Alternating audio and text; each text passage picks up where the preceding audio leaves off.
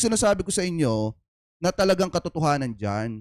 Kahit magkaroon mga kababayan ng mga rally na kung sino-sino man, hindi maiaalis mga kababayan yung katotohanan na kapag ka nagdire-diretso yung usapin ng impeachment laban po kay Sara Duterte at napatunayan na siya ay nagkasala, may impeach po talaga siya dyan. Bukod pa mga kababayan, yung ginagawang investigasyon ng NBI laban po dito sa pagbabanta ni Sara Duterte kay PBBM, sa buhay ni PBBM, ni First Lady at saka ni House Speaker mga kababayan, walang nagbago.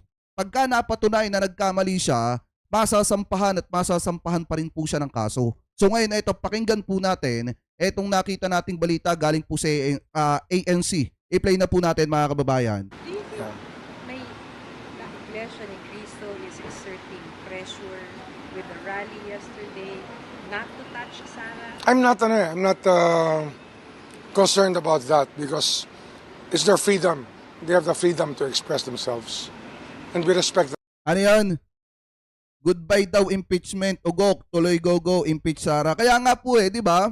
Yung sinasabi nila goodbye impeachment, hindi mga kababayan kasi marami sa mga kababayan Pilipino nga natin ang sumasang-ayon na ma-impeach mga kababayan etong si Sara Duterte. Yung 41% hindi po natin pwedeng isa walang bahala yon mga kababayan. Mas mahalaga pa rin ang interes ng taong bayan kaysa interes ng mga politiko. Ano po, so ipagpatuloy pa natin. That freedom. We guard it. We guard that freedom zealously. Makaka-affect ba yun, sir, sa ginagawang investigation? Makaka-pressure ba siya sa investigation? I don't think so, no? Kasi we just have to look at the law as something that equalizes everything between all of us. That's why we cannot give special favors to people because of standing. Sir, how about si Donina Garma po, sir? Ano po yung update sa situation? Kita niya mga kababayan kahit nagkaroon ng rally, hindi na apektuhan yung isinasagawang pag-iimbestiga patungkol po mga kababayan dun sa pagbabanta nitong si Sara Duterte sa buhay ng presidente, ng First Lady at saka ng House Speaker. Kapag ka napatunay na siya talaga ay nagkasala mga kababayan, meron siyang kailangang harapin na pananagutan. Ano po, so ipagpatuloy pa natin. Well, she has not made bail. And I don't know, but she has lawyered up already in the US. But is it confirmed that she's applying for asylum? I think so, yeah. But I doubt it dahil she was already on the hot list before. And it was really an ill-advised move on her part to go there because she was already in the... Saka mga kababayan, take note yung sinasabi ni Congressman Marcoleta kahapon na naging bias yung Quadcom at yung iniimbitahan doon sa ginagawang investigasyon ng Quadcom mga kababayan, puro mga kalaban daw ni Digong. Sino ba yung isa sa natanong mga kababayan at ikinanta itong si Duterte, yung mga ipinag-utos sa kanya nitong si Duterte? Di ba dating kasamahan mga kababayan at dating ginawang tauhan ni Duterte at inilagay pa niya sa PCSO, itong si Garma mga kababayan. Wag nilang sabihin na si Garma kaaway nitong si Duterte. Maliwanag naman mga kababayan na si Garma ay isa sa naging tauhan nitong si Duterte at hindi po natin masasabi na kaaway po yan ni Duterte. Kaya nga yung sinasabi ni Congressman Marcoleta kahapon nung siya ay nagsasalita sa peace rally ng Iglesia ni Cristo, isang malaking kalokohan mga kababayan yung iba na mga sinabi po niya. Hindi ko naman nilalahat mga kababayan, pero yung iba po na sinabi niya about sa Quadcom mga kababayan, isang malaking kalokohan po. Kasi unang-una mga kababayan, ang ginagawa ng Quadcom nag-iimbestiga, nagtatrabaho lang mga kababayan. At lahat ng mga tao na pwedeng makatulong, ipinapatawag. Kaya nga ipinatawag itong si Garma na dating tauhan nitong si Duterte. Si Garma po ay hindi kaaway ni Duterte, dati niyang tauhan mga kababayan. At inilagay niya pa nga sa PCSO. So kaya yung sinasabi ni Congressman Marcoleta na ang iniimbitahan lang ng Quadcom yung mga tauhan, yung mga kaaway nitong si Duterte ay isang malaking kalokohan yan. Ano po, ipagpatuloy pa natin. Money laundering list of the US. Even before she arrived there, and she still went there. So possible ba, sir, na that's why she's being held there because of this case? Mamaya ipapakita din natin mga kababayan na mali yung sinasabi kahapon ni Congressman Marcoleta. Huwag kayong mag-alala. Money laundering ang unang charge sa kanya eh. But they have the information about what's happening here. So we expect her to be returned here. But Dapat of naman course, the US has an interest in it because in money laundering cases, they forfeit the proceeds of the crime. But of course, we expect to share in it. At least the country will share in it. Saka dapat naman nga mapabalik sa lalo't madaling panahon dito sa bansa natin etong si Garma para mapanagutan niya mga kababayan yung mga dapat niyang panagutan. At para makatulong din siya mga kababayan sa pagpapalabas at pagpapatunay ng katotohanan patungkol sa matinding kinalaman nitong si Digong mga kababayan sa AJK at doon sa iba pa mga patayan nung panahon ng kanyang administrasyon. Ano po, so ipagpatuloy pa natin. 50%, at least for those that she brought to their country. Kasi alam naman natin na it's a fruit of a crime. So, and she is a wanted person in the Philippines. O yan, so cut na natin dyan mga kababayan, maliwanag naman na sinasabi dito mga kababayan ni Secretary Boying Remulla na kahit nagkaroon ng peace rally nung naitanong sa kanya yung about mga kababayan sa isinagawang rally ng Iglesia ni Cristo kung nakakaapekto ba sa sinasagawa nila na pag-iimbestiga dito po sa pagbabanta ni Sara Duterte sa buhay ng presidente, maliwanag na sinabi ni Secretary Boying mga kababayan kung papaikliin natin na mas mangingibabaw pa rin mga kababayan ang batas at katarungan. Napakaliwanag naman na magkaiba mga kababayan ang rally ng Iglesia ni Cristo at magkaiba rin ang sinasabi ng batas. Kaya nga mas masarap na sapin yung totoong kapayapaan kapag meron tayong katarungan mga kababayan. Kaya maliwanag dito na kahit nagkaroon mga kababayan ng INC Peace Rally, hindi po yan nakakaapekto sa isinasagawang pag-iimbestiga ng NBI mga kababayan dito po sa ginawa ni Sara Duterte na pagbabanta. Ano po, so ngayon, punta naman po tayo mga kababayan dito sa nakita nating interview kanina dito po sa teleradyo ni Congressman Abante. Kasi mga kababayan, dito natin mapapatunayan, dito ko patutunayan sa inyo na mali etong si Congressman Marcoleta, mga kababayan. Ano po, kasi ang sabi ni Congressman Marcoleta do sa kanyang speech mga kababayan do sa peace rally ng Iglesia ni Cristo, ang iniimbitahan daw lamang ng Quadcom yung mga kaaway daw lamang mga kababayan nitong si Duterte, kaya hindi daw po patas. So ngayon, eto, pakinggan po nating mabuti. Nagkaroon ng dagdag bawas eh. Thank you, Mr. Chairman- Chair. Good morning. Happy Chairman New Year Benny, po. Happy New Year. Oo. Good morning. Chairman, so ito pong unahin natin itong kay Senator Bato, no ha? Mukhang hanggang ngayon parang may carry over pa nung 2024 yung kanyang mga hinaing na bakit ba ang Quadcom daw walang inatupag kundi Ito, pakinggan nyo yung magiging sagot ni Congressman Abante dito mga kababayan. Kasi nung 2024, nung last year mga kababayan, maraming mga pasaring. Etong si Bato de la Rosa, dito po sa isinasagawang pag-iimbestiga ng Quadcom. At ngayon mga kababayan, since na-interview, etong si Congressman Benny Abante, naitanong po sa kanya yan. So eto, pakinggan natin yung sasabihin ni Congressman Benny Abante. mag-contempt at saka mag-detain ng mga police officers imbis na ang pag-ubusan ng panahon yung lumalalang kriminalidad di umano dito sa ating lipunan. Well, nabasa ko yung kanyang yung kanyang statement. Unang-una, ang tanong ko diyan saan ang data? First of all, nagiging curious ako, no? Sapagkat si Senator De La Rosa hindi nagbibigay sa atin ng data or statistics upang suportahan ang kanyang assertion na talagang there is a prevalence of crime in the country. Saan yung data niya? Kinukumpara niya nung panahon ng dating administrasyon. Alright. Pero alam nyo, the Philippine National Police in November reported na merong 13.51% drop in index crimes in the first 10 months of 2024.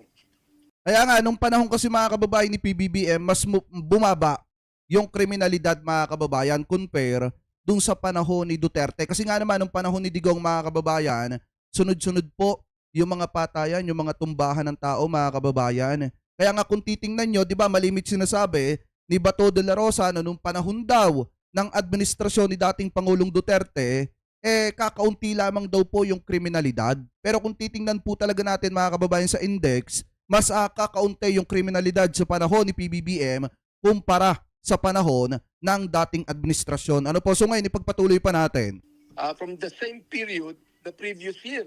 Mhm. So ay gusto kong malaman sa kanya, ano ang kanyang data tungkol dito? Mm. So therefore, kung ating ikukumpara yung administration's data from the PNP, nagpapakita ito na across the country, merong 61.87% in the first 2 years of the Naputol. Congressman? year. Mm-mm. Bigyan siya ng data tungkol dito. Yun. Bago siya tumalak dyan. Opo. So, in the meantime, yung pong mga binanggit ni Senator Bato, I guess, wala namang pinagbago dahil from day one ng Quadcom hearings, talagang ang posisyon niya, hindi ako magpapakita dyan. Marami pa akong ginagawa mas makabuluhan kaysa tumestigo dyan. Yun ang problema, Peter. Kasi sabi namin, why don't you come and face us para sayo mo sa amin ang iyong mga hinaing, yung pagnanais mo. Ayan na, mga kababayan, no? Diba ano yung sabi dito ni Congressman Marcoleta, ni Congressman Benny Abante? Sinasabihan nila, nung nag-umpisa pa lamang or bago pa lamang mag-umpisa ang Quadcom, mga kababayan, pilit na nilang pinapa-attend nila etong si Bato de la Rosa. Bakit, mga kababayan, mahalaga na mapa-attend sa Quadcom etong si Bato de la Rosa? Bakit mahalaga? Kasi siya ang PNP chief ni Duterte nung panahon na isinasagawa nila yung madugong pakikipaglaban sa ipinagbabawal na bato. At si Bato de la Rosa, mga kababayan, yung masasabi natin na isa sa mga arkitekto ng war on drugs. Kasi nga siya ang PNP chief ni Digong at siya ang makakasagot lahat, mga kababayan, ng mga pwedeng itanong dito po kay Duterte. Siya ang makakapagbigay ng kaliwanagan. Anong ginawa ni Senator Bato de la Rosa? Wala, mga kababayan. Iniiwasan yung mga patawag ng Quadcom at ginagamit, mga kababayan, lagi ang Senado. Nagtatago sa saya ng Senado. Kaya nga, mga kababayan, di ba malimit nating sabihin nung panahon habang ginagawa natin ng reaction video dati, yung mga video ng pag-iwas ni Senator Bato de la Rosa, sana magtuloy-tuloy ang investigasyon ng Quadcom hanggang sa matapos ang termino nitong si Bato de la Rosa bilang senador. Kasi ngayon 2025, mga kababayan, malabo na naman siyang manalo. Lalo na at yung mga makakalaban niya, mga kababayan, mga mabibigat at wala mga bagahe ng katulad dun sa kanila. So ngayon, ipagpatuloy pa natin. Hindi pupunta ka sa media, sinasayo mo yan. Oo. Mas kasi ayaw niya kasi na magsasalita siya sa Quadcom under oath . Oo. Sa media, hindi siya under oath. Kaya pwede niya sabihin kahit ano .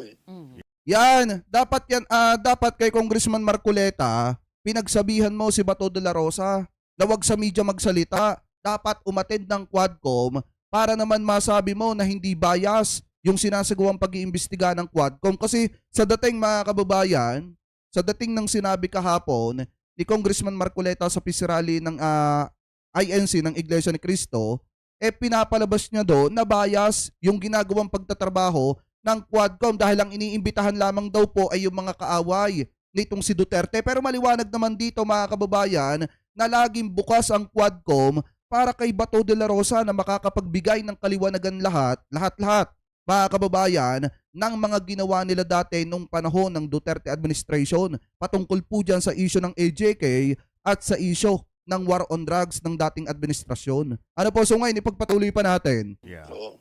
Na ang paniniwala po namin na ang polisiya at programa ng gobyerno ay dapat data-driven yan. Mm-mm.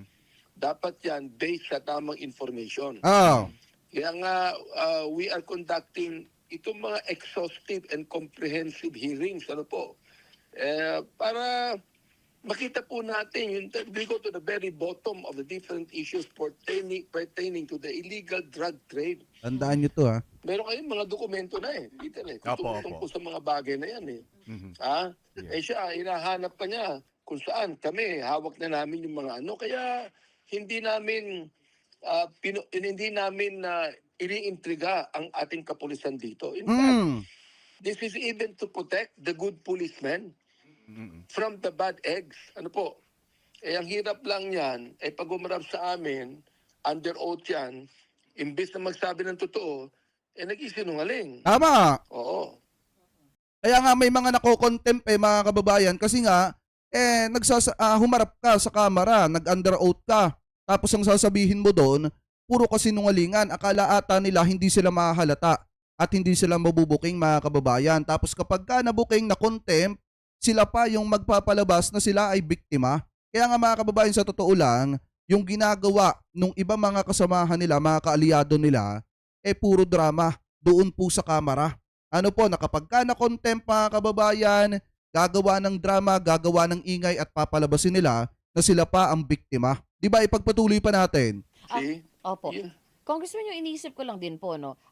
Because we're lawmakers, yung pong tinitignan ng ating ng mga Pilipino, ang paggawa Ay, shoutout kay Ma'am Dolly Babes, ha? po ninyo ng iba't ibang mga batas. Ngunit dumadami po, sunod-sunod na po yung mga nagiging hearing natin. Ito pong pagtingin po natin dun sa krimen ng Pilipinas, isang bagay na ang pulis po dapat ang nagtatakel niyan, di po ba? Kakailanganin po ba talaga na atin itong dapat pag-usapan o mas maayos din po bang tayo makipag-ugnayan sa ating pulis, mga pulis, para nga po malaman po natin yung datos ng krimen na meron at kung ano na lang ang pwede natin gawin, hindi the other way around na tayo pa po ang nag-iimbestiga sa dapat sila ang gumagawa. Yes, kami naman, we are asking the police to give us all the data na meron sila. No? And we're not accusing the Philippine Ay, Sir Daniel Dumasig, mega love shoutout, ha? National Police in general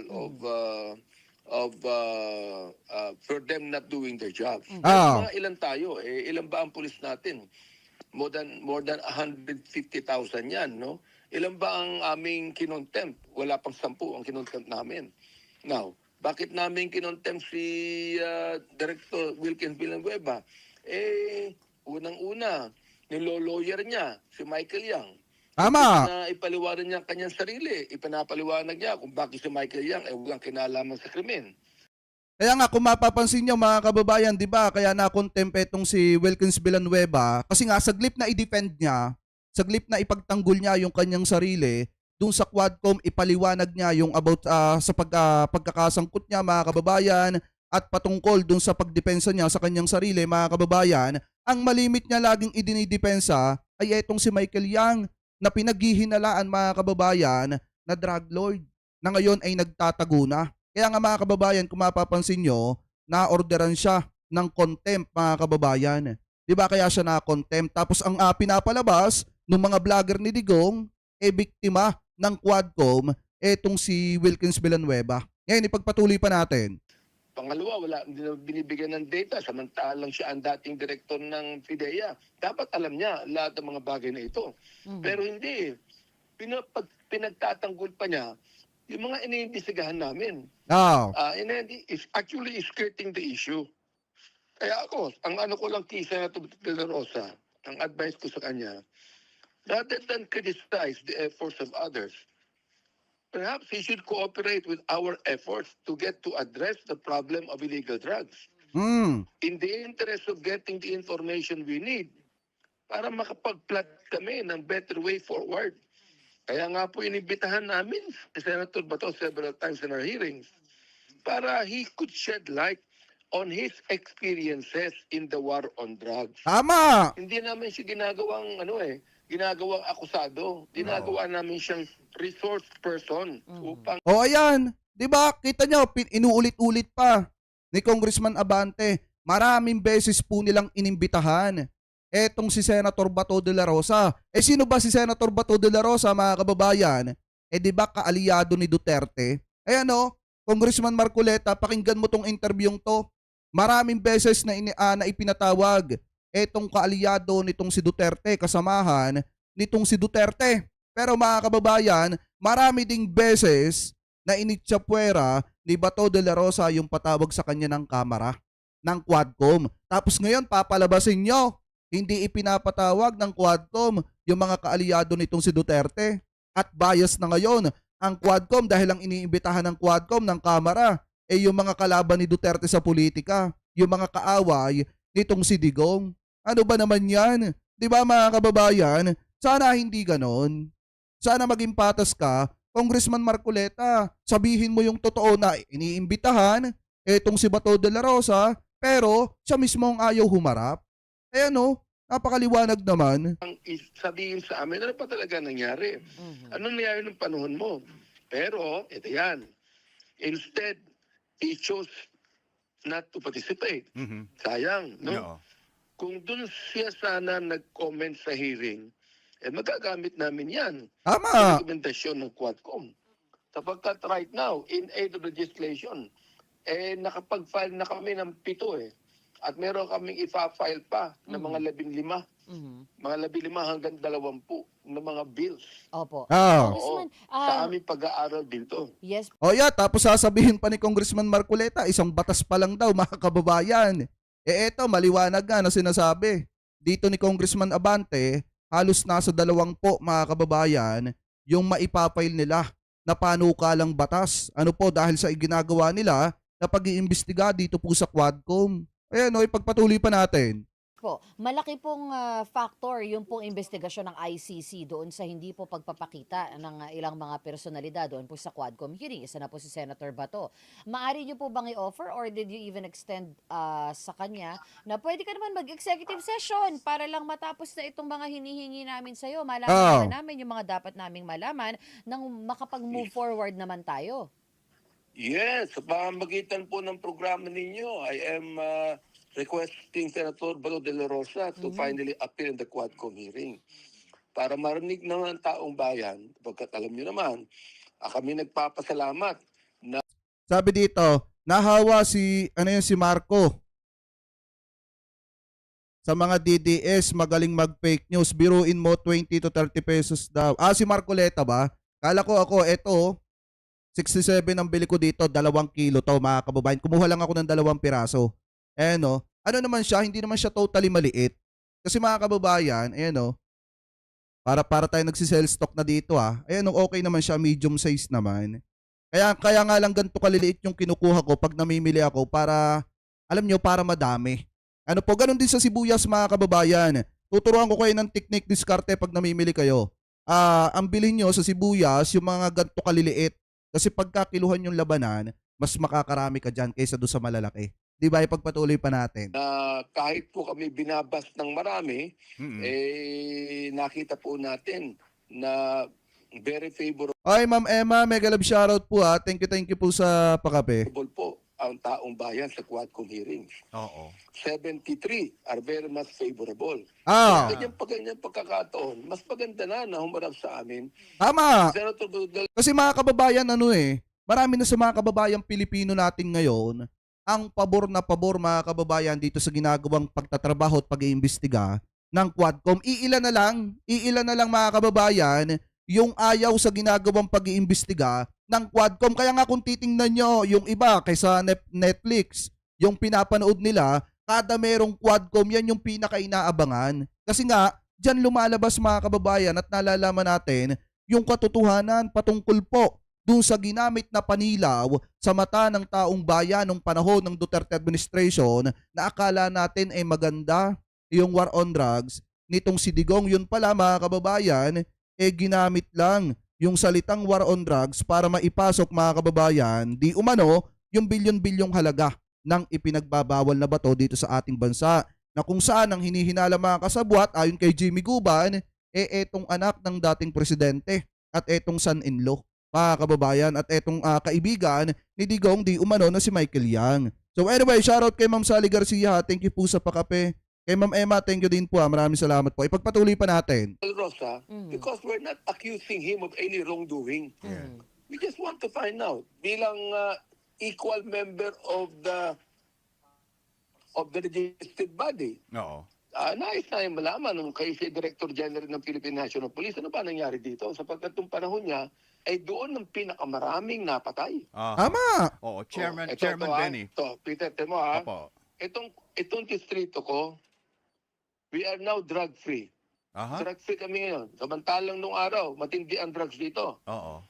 Pero nung ako naging congressman dito, drug-free na. But Walang who napatay. declared that, Chairman Benny? Sinong nagdeklara noon na officially drug-free na ang 6th District? Ang mga pulis, ang mga station commanders. Okay. Okay. Okay. Ang mga station commanders. Oo. Kasi palagi ko silang mini-meeting eh. And I'm asking them, ano ba nangyayari dito? The thing is, Oo. drug-free kami dito. Hindi ibig sabihin na wala na talagang drugs. Kundi ang ibig sabihin lang, hindi na gumagala ang mga drug pusher dito sa amin. Okay. Chairman, hindi na. I just have to I just have to ask this with your permission. Kasi ang kinakabahan ng mga tao ngayon or at least usap-usapan, saan ang finish line nitong Quadcom? Ano ba talaga ang Ayun. tinitingnan at ano ang mangyayari sa finish line? Hindi kasi, Peter, tatlo yan eh. Tatlo ang aming iniimbestigahan dito eh. Ang Pogo, ang drugs, at ang extrajudicial killings. So napakalaki. Alam mo, nagulat kami, napakalawak pala nito. Yun lang money trail ng Pogo ay napakalawak ng pag-usapan to. Kaya nga po sa next squad hearing po namin, ay baka talakayin na yung Pogo at amin ang imbitahan ang mga bangko para i-shed light sa amin ang money trail. Yes. More than 6 to 8 billion. Oo. Ang mga nag-travel na mga pera dito. Yeah. Saan napunta yan? Sinong gumamit yan? Yun ang nais namin sapagkat doon sa aming Pagka nagkaroon mga kababayan ng ganon, lalabas doon yung isang spokesperson na ngayon ay nagtatago. Kasi mga kababayan, dyan mabubuklat lahat kung sino yung gumamit ng pera, bakit lumobo ng ganyan yung pera, kanino napunta yung mga pera na yan, sino ang nakinabang ng mga pera na yan. At possible, asahan na natin na may mga lalabas na pangalan dyan ng mga tao na pinaghihinalaan na talagang sangkot sa malakihang operasyon ng Pogo dito sa ating bansa. Especially mga kababayan, may mga tao din na mababanggit dyan na may mga katungkulan nung panahon ng Duterte administration. Ano po? Anyway, ipagpatuloy pa natin. investigation ng extrajudicial killings, may reward system. Yeah. Saan kinukuha yung reward system? Oh. Kinukuha ba yan sa confidential fund ng Pangulo? Oo. Kinukuha ba yan sa social fund ng Pangulo? O, nakita namin, kinukuha yan sa illegal gambling. Yan. Okay. So parallel to that, Chairman Benny, syempre pinag-uusapan din bukod do sa finish line ng Quadcom, ano na mangyayari dito sa impeachment complaints na sa committee naman ng good government, and public accountability, yung tipong hindi man magkaiba man ng komite, parang ang pakiramdam ng iba wala na rin dahil mag-e-election na at saka nagparamdam na yung ibang mga sektor na ayaw namin ng impeachment. So, meron pa ba tayong aasahan dito o it's dead in the water, eka nga? Actually, nagbigay na ako ng statement na ako mismo, kahit nung pang unang-unang pag-file ng impeachment complaint, medyo malamig na ako dyan eh. Nung ano pa, sapagkat look, campaign fever na ngayon, malapit ng eleksyon eh. And there's no time for us to really debate on that. Kasi, tira mo 3 impeachment complaint na ang final. May pang-apat pa. Okay, nasaan yan? Nasaan ngayon yan? Nandun pa yan sa opisina ng Secretary General. Pagkatapos pag-usapan yan, pupunta yan sa office ni Speaker. Pag-aaralan ngayon yan ng kanyang mga legal researchers. Pagkatapos yan, pupunta yan sa Committee on Rules. Pag-aaralan uli yan ng Committee on Rules. Pagkatapos yan, pupunta sa Committee on Justice. Meron pang debate dyan sa Committee.